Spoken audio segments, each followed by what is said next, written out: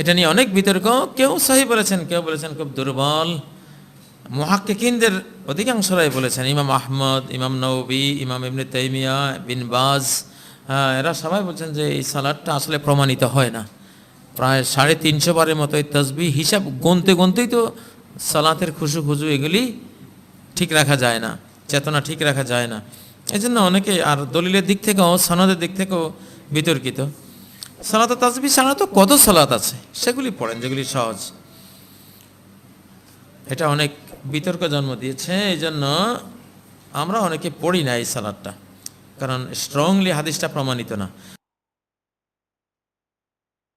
প্রথম কথা হচ্ছে সেটি এ ব্যাপারে একটি হাদিস ইবনে আব্বাস রাদিয়াল্লাহু তাআলা আনহু এবং আব্বাস ইবনে আব্দুল মুত্তালিব রাদিয়াল্লাহু তাআলা আনহুমা এদের থেকে সুনান তিরমিজি এর মধ্যে ইমাম তিরমিজি রাহমাতুল্লাহ বর্ণনা করেছেন।